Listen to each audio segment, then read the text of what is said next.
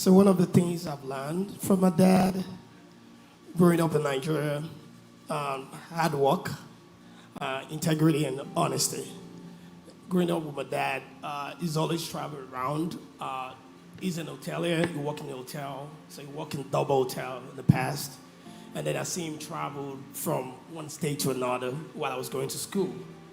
And one thing that I've seen with my dad was anytime that he comes back home, we always have these bond. Even while I was in college in Nigeria, if he knows that I'm coming back to Lagos, he will leave leftover for me to eat as the last one. So we still have that bond today. So the honesty that he has and the hard work mentality, I've carried that with me now in all things I do, and also respecting others. That's very key for me. Morning, church. Well, obviously, I don't have children. I just want to put that out there. Tell us about you and your dad. Sure. I think for me, my dad, the two things, probably just taking responsibility and humility. My dad, he doesn't speak much. He doesn't really say much. But I think I'll maybe focus more on the humility part. My dad is honestly mind-blowingly humble. I don't understand. My sister sent me a message to our sibling group chat, and she was like, "Did you know Dad is the most humble man ever?" I was like, "Yeah, he is." Because my dad, he won't talk, he won't do anything, but there's a lot that he does, and he just kind of accepts it as this is his responsibility. And it's so impactful because sometimes you think that maybe you know more than him, but you start to realize if someone at that age is quiet and is willing to listen to you and be receptive to what you're saying, there's a lot that they know that they are just suppressing for the sake of listening to you. So I'll say humility and taking responsibility. Growing up, I remember my dad was very fond of his children, even though I came from a polygamous family, and there were 11 of us. From, I think, 2 mothers, my dad still took time to play with us, from very little age, singing for us. And another thing that I've learned from him and I've been able to pass to my kids is creativity. My dad was very creative. And I've always told my kids, I can't remember my dad working for anybody all his years. And he built houses, he was well-to-do. So being creative is something that I've always told my kids that you need, from this young age, you need to be creative. You need to be enterprising. So entrepreneurial spirit, I took that from my dad, and I've been able to pass that to my kids. Another thing I remember is that he sacrificed for his children. While Pastor Wale was asking the question, I remember something. I think one of my elder sisters at the time, she had convulsion, and people believe that when a child is convulsing, you shouldn't allow the child to clench the teeth. So my dad put his fingers in her mouth, and she was biting the fingers, and he was saying, "Gije, gije, gije," bite it harder, because of course they were going to take her to the hospital. He didn't want her to clench the teeth. So I believe that's a great sacrifice from a parent to a child, giving your, something painful. That means your pain, it's something you are ready to, you are ready to go through pain for your children. So I think that's another thing I learned from my dad. Excellent. Sacrifice. I can relate to that. Programs, I need you to manage the time for me in the back. That cannot be correct. So, question for you. One of the best times that I had with my dad was when we went swimming. And I mean just literally swimming.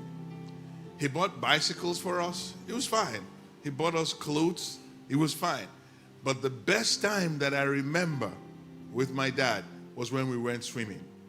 He put us on his shoulder and took us into the deep end of the pool. And then at some point, he just said, "Do you think you can swim from here?"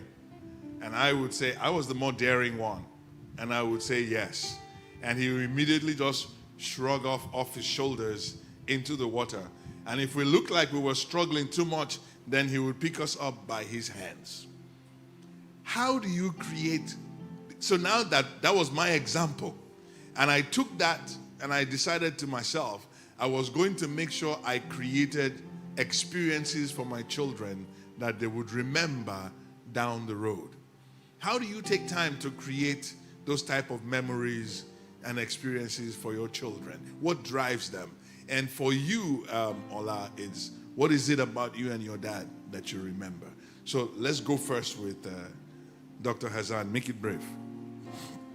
Having lifetime memories, I would say, with my kids is something I cherish so much. And that has also made me to create time for them, sacrificing certain things, cutting down on things that could take me away too much from the family so that I can be with these children, and also having a record of those memories. Because these children, when you're having the fun, you want to make sure you have it recorded maybe on your video so you can show it to them later in life. And, when I show them some of the experiences we've had together when they were young, under 5, maybe vacations or anything that was fun then, they are usually surprised. Oh, I didn't know we have this. So I believe that as a father, I should always create time to have fun with the children, something that they will always share with their own children, because I share my experience that I had with my dad with them, that, oh, my dad did this, and I'm always having that fun memory. So you should also, but at a stage, teenagers, they want to be independent. They don't even want to be around you. They want to be on their own. That's a challenge that we have, at a certain stage of their lives. Good morning. Hola. Yeah, I think I'll echo what Dr. Hassan said. My dad was very big on taking pictures when we would travel. But I think in terms of like a memory for me, I remember when I was younger, and every time my mom would have to go to the village, maybe for like a burial or something, and then she'd leave my dad, my brother, and I at home.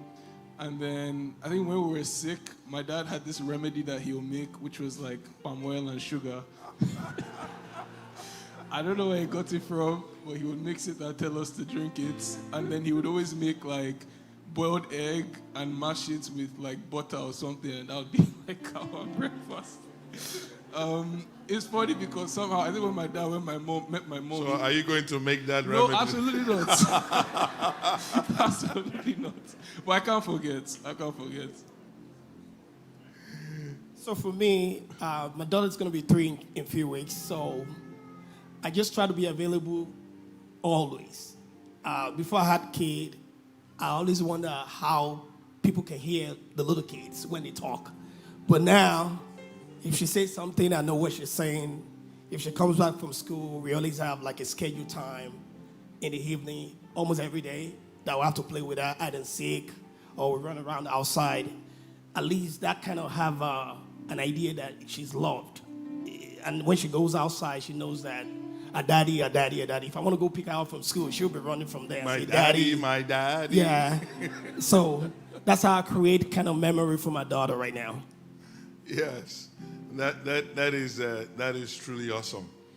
Now, this question you'll answer it in 3 different ways. We are really living in a multicultural environment. What do I mean by that? At home, your children belong to one culture, but when they step out, they have to acclimate with another culture.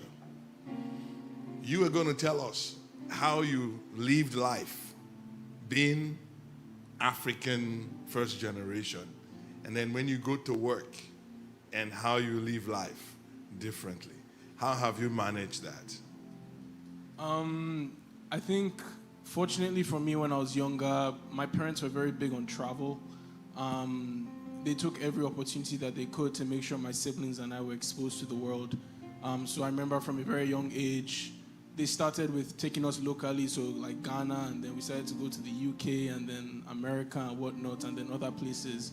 Because I think they always just believed like travel was education. And so I think when we finally left Nigeria to move out into the world, it wasn't like we kind of had no clue as to how to navigate. There's still things that we needed to figure out and whatnot, but at least it was easier in that sense. So, you know. Dr. Hazan, now that your children are older and you've seen them grow up over the years, what advice will you give to new young dads as they're coming on in what to prepare for? Because I'm telling you, every child is different. I have 3 unique individuals.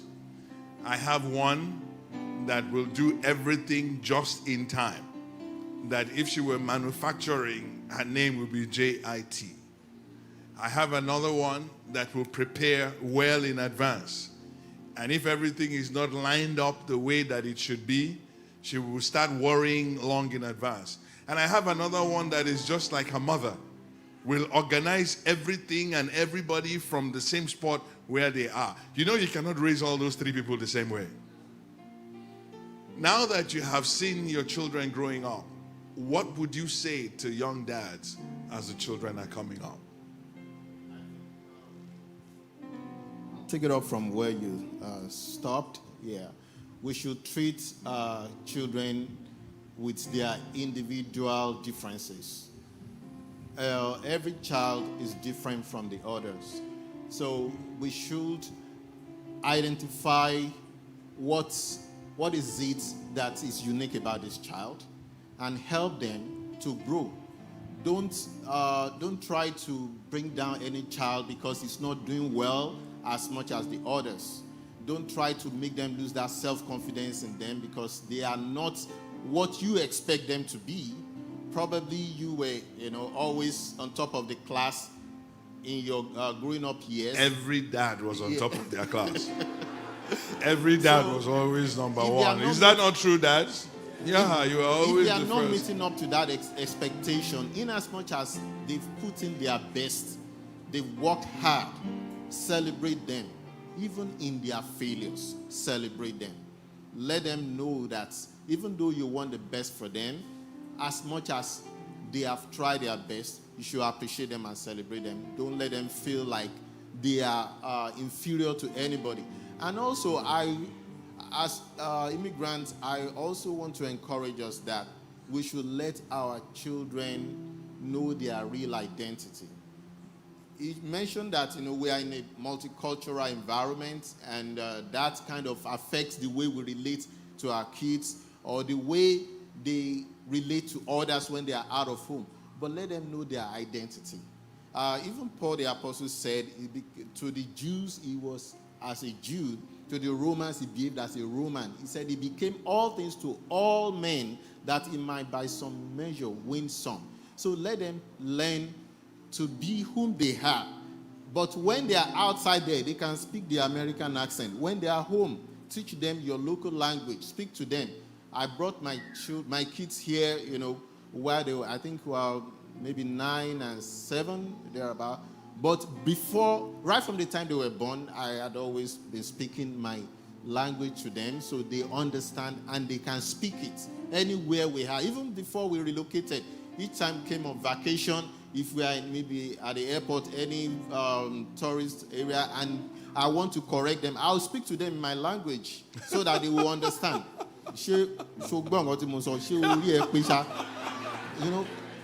They will behave themselves. So I think that is what many of us are losing.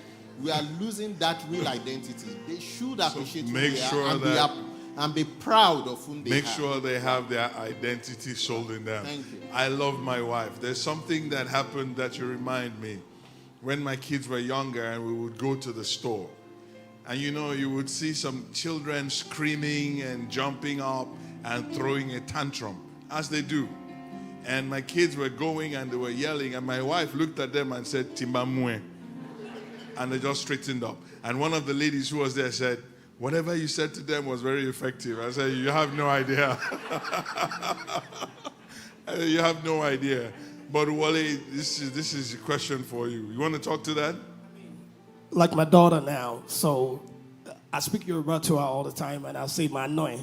So when I say my annoying, she knows. So Even though you will not know her. Right, but she knows my no, like, don't do it. It was just like one of the daughters of my friends that she understood the word nisho to mean go ahead. So she thought nisho was an English word that meant go ahead. So when she left home and she got to elementary school and she would tell someone nisho, like nisho means a word that says go ahead. A final question this morning is for you, Wally. What are some of the things that your dad, that you do now, right, that you know you picked up from your dad?